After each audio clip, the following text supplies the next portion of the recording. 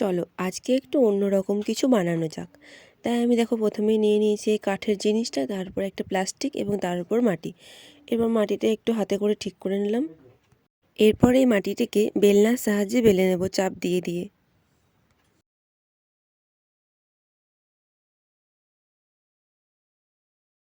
আর দেখো বেলা হয়ে গেছে। এরপর প্লাস্টিকটা সরিয়ে হাতে অল্প জল নিয়ে মাটিটা একটু মসৃণ করে নেব। আর দেখো ফোনের আকারটি পাওয়ার জন্য আমি আগে থেকে কাগজের ওপর মাপ দিয়ে রেখেছিলাম, সেটি এখন কেটে নেব এবং মাটির ওপর বসিয়ে নেব। এরপর ছুরির সাহায্যে ওই কাগজটির মাপে আমি মাটিটি কেটে নেব।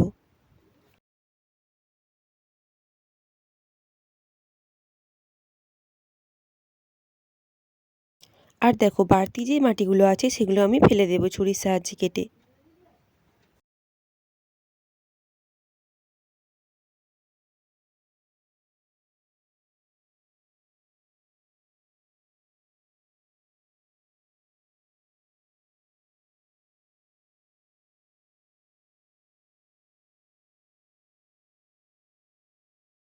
এরপর মাটিটি তুলে নেব এবং হাতে অল্প জল নিয়ে ভালো করে মসৃণ করে নেব।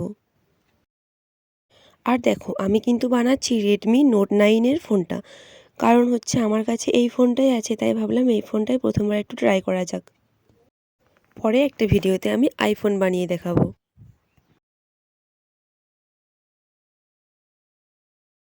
আর দেখো ফোনের চারধারটা আমি একটু হাতে করে ঠিক করে নিচ্ছি। আর ফোনের পেছনের অংশটি বানানোর জন্য আমি আগে থেকেই মাটি কেটে রেখেছিলাম, সেটি এখন আঠার সাহায্যে চিটিয়ে নিচ্ছি। এর ওপর মাটির ছোট্ট ছোট 4টে বল আমি চিটিয়ে নেব ক্যামেরাগুলি বানানোর জন্য।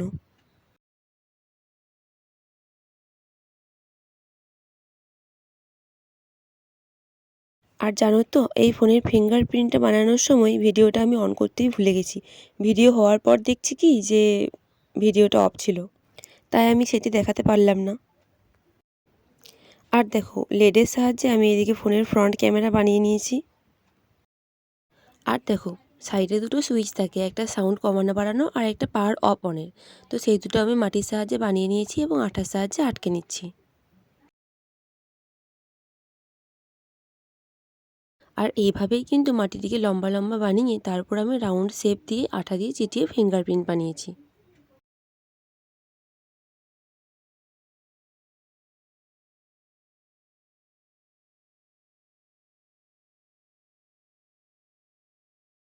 আর দেখো ফোন থাকলেই তো হলো না, ফোনের চার্জারও কিন্তু চাই।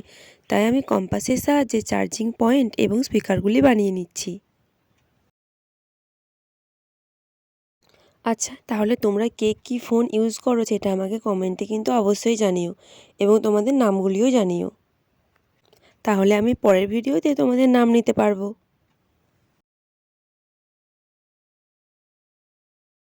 আর দেখো ফোনটা আমার মোটামুটি বানানো হয়ে গেছে। এরপর আমি এটাকে একটি ভিজে কাপড়ের সাহায্যে মুছে নেব, যাতে ওপরের বালিগুলো পড়ে যাবে এবং মসৃণ হয়ে যাবে।